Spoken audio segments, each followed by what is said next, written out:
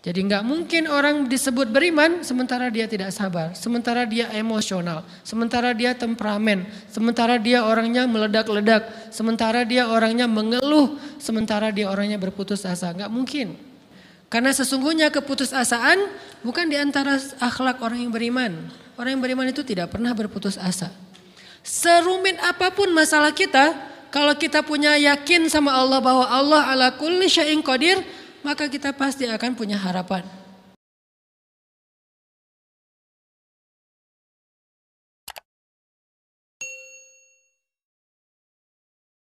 Bismillahirrahmanirrahim. Sabar zulzilu.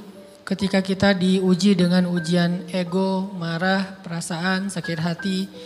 Ini ujian jauh lebih berat daripada ujian fisik dan ujian harta. Termasuk rasa cinta, rasa benci, kadang itu menjadi ujian. Kenapa ujian bikin kita jadi tidak lagi logis, gak realistis, dan kadang-kadang mengabaikan hal-hal nilai-nilai yang kita selama ini pegang sebagai satu kebenaran. Kita ngabaikan batasan-batasan syariat. Ini semuanya ujian dari Allah Subhanahu wa taala. Sehingga tidak disebut orang yang beriman kecuali ketika Allah Subhanahu wa taala melihat dia sabar dalam ujian.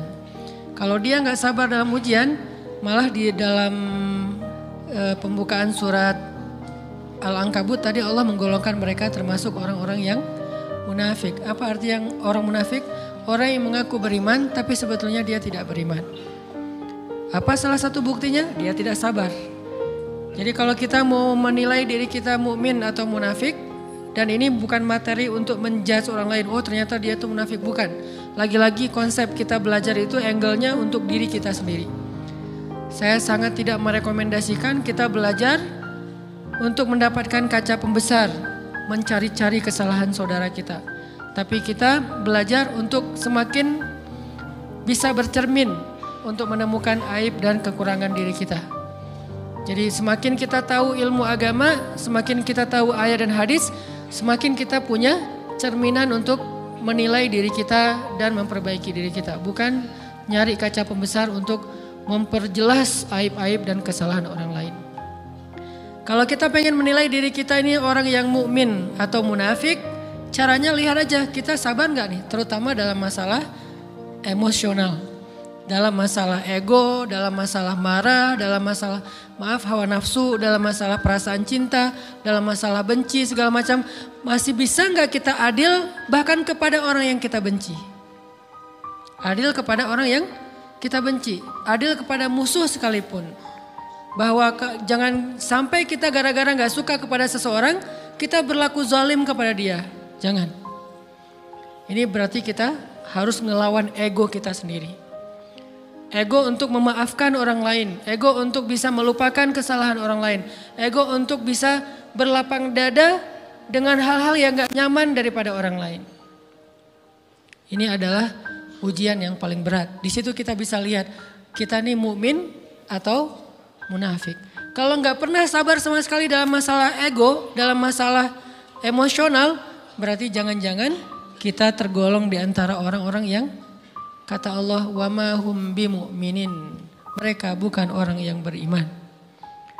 Kata Allah di surat Al-Ankabut, mereka itu adalah wala ya'lamannallahul munafikin, orang-orang yang munafik. Nauzubillah min dzalik. Kalau kita merasa pernah sabar terhadap emosi kita, sekarang kita lihat sesering apa kita sabar terhadap emosi kita. Maka derajat seorang mukmin tergantung tingkat kesabarannya. Ada yang orang sabar hanya kalau disakiti dengan satu kata. Ada yang sabar dengan satu kalimat. Ada yang sabar dengan satu paragraf. Ada yang sabar dibully rame-rame juga dia sabar. Berarti lahum darajatun inda rabbihim. Orang beriman juga bertingkat-tingkat. Dan tingkatan itu tergantung tingkat kesabaran kita dalam menghadapi ujian, salah satunya ujian emosional kita, perasaan kita. Sehingga teman-teman yang dirahmati Allah SWT, salah satu program kita untuk terus mengembangkan diri, program untuk tumbuh, program untuk memperbaiki diri kita di hadapan Allah itu adalah coba kita program dalam sehari aja, terus kita nilai berapa kali kita berhasil ngelewatin ujian emosional. Bukan cuman marah, termasuk cinta, benci, tersinggung, sakit hati kayak gitu-gitu. Berapa kali kita bisa berhasil melewati itu dalam sehari. Gak usah seminggu, sehari aja. Di jalan, sama temen, di grup WA, di IG, di Twitter, di mana gitu.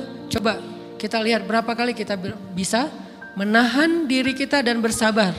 Bukan berarti tidak respon ya, bukan berarti pasif. Kita bisa merespon tapi dengan cara yang elegan. Kita bisa merespon tanpa harus memperlihatkan emosional yang meledak-ledak. Bukan berarti ketika disakiti orang, dihina dan segala macam kita diam aja. Gak selalu kayak gitu. Kadang-kadang kita perlu merespon untuk mengklarifikasi, tabayun kalau kata orang-orang yang dalam ilmu fikih. Kita harus tabayun. Tapi tabayun dengan marah itu beda. Tabayun dengan mencela itu beda. Sehingga kita mencoba menahan diri berpikir, aduh capek kalau gitu. Tapi kan ini bagian dari pembelajaran. Makin terbiasa kayak gitu, terbiasa elegan, maka otomatis jadi nggak terlalu repot lagi. Kan awal-awal bersikap pengen yang bijaksana, yang elegan, yang dewasa, itu kan kadang-kadang harus diusahain ya. Karena belum mengkarakter, harus mikir dulu gimana ya sikap yang paling dewasa, gimana ya sikap yang paling bijaksana, gimana ya sikap yang paling wise, gimana ya sikap yang paling elegan, masih mikir. Tapi setelah berkali-kali kita latihan, lama-lama itu menjadi spontanitas kita. Dan kalau udah bisa kayak gitu, insya Allah kita sudah mulai meniru nih akhlak Nabi Muhammad SAW. Ini ujian perasaan banget. Gimana kita ngelawan perasaan kita kalau lagi diuji? Gimana cara kita bersabar? Karena iman dan sabar itu bisa dibilang satu paket. Gak disebut orang beriman kalau gak sabar. Dan insya Allah orang yang sabar itu adalah ciri-ciri orang beriman. Gak mungkin disebut orang beriman kalau gak sabar. Kita pikir memang iman itu hanya ucapan. Kalau iman itu cuma ucapan, inna sholati wa nusuki wa mahyaya wa mamati lillahi rabbil alamin, gampang. Kalau iman itu cuma ucapan, hasbiyallah wa ni'mal wakil, gampang. Kalau iman itu cuma ucapan, la haula wa la quwata illa billah, gampang. Kalau iman itu cuma ucapan, iyyaka na'budu wa iyyaka nasta'in, gampang. Tapi Allah mengatakan, wa ma hum bimu'minin.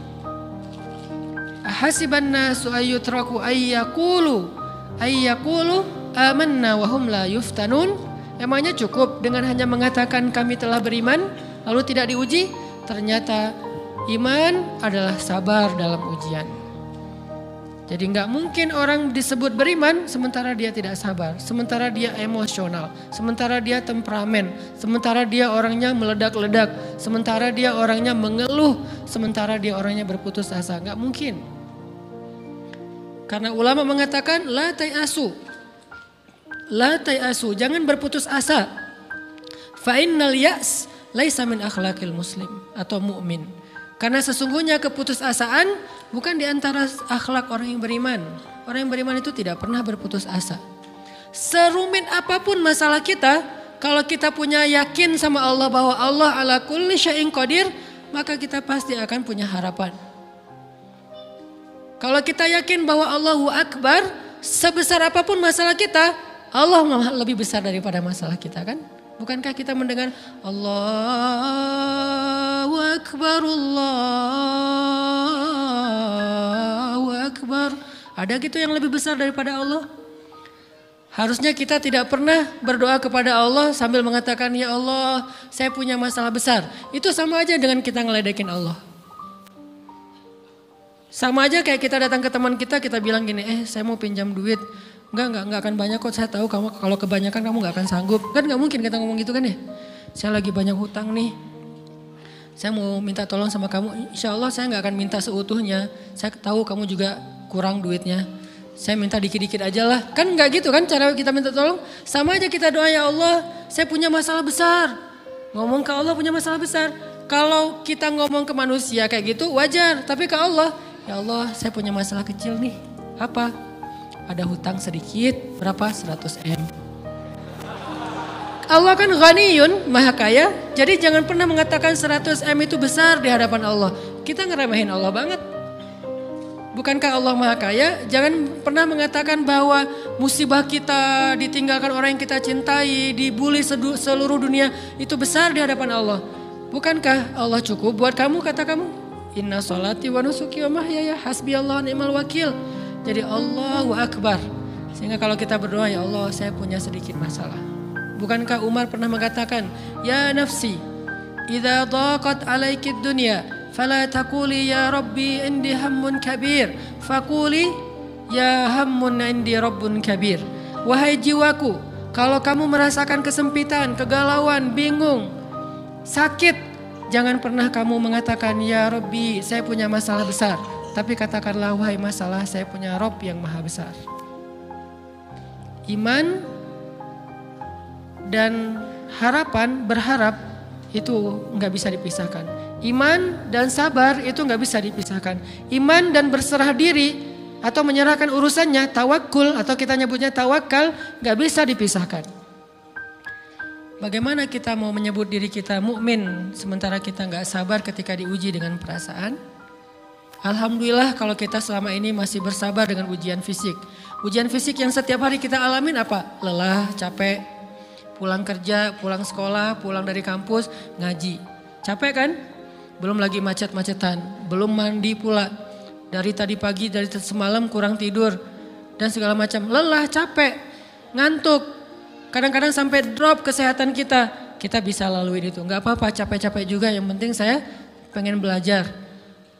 Jalan nih jauh-jauh. Ada yang dari Sumedang, ada yang dari Lembang, ada yang dari Banjaran. Dari mana-mana datang pengen ngaji. Jarak jauh gak apa-apa. Macet gak apa-apa. Lelah gak apa-apa. Habis duit gak masalah. Tapi sampai di sini kesenggol dikit aja sama teman kita. Dalam ucapan mungkin, dalam ekspresi kadang-kadang kita senyumin gak dibalas senyum. Atau mungkin hal-hal sepele. Itu bikin seolah-olah amal kita yang udah habis-habisan tadi jadi berkurang sampai habis pahalanya. Ujian perasaan. Kadang-kadang datang ke sini nggak ada rasa tidak nyaman sedikit mungkin dengan teman kita atau dengan orang yang di sebelah kita. Akhirnya kita merasa tersinggung, akhirnya kayak jadi berlebih-lebihan. Di tangga, di pintu, pas keluar, di tempat wudhu, di mana. Hal sepele sebetulnya, tapi mengganggunya bukan fisik kita. Yang terganggu bukan harta kita, tapi yang terganggu perasaan kita nih, rasa nyaman kita yang terganggu. Seolah-olah hilang semuanya. Jadi gak berarti, ini namanya ujian teman-teman. Mudah-mudahan kita bisa istiqomah dalam masalah perasaan ini. Pertanyaan sederhananya adalah gimana sih cara kita menghadapi itu? Saya juga lagi belajar, ini bukan kata saya ya. Tapi saya coba merangkum dari beberapa hadis, dari beberapa ayat. Mudah-mudahan ini jadi semacam tips dari Allah, dari Rasul. Cara kita supaya lebih sabar dalam menghadapi ujian, khususnya ujian perasaan.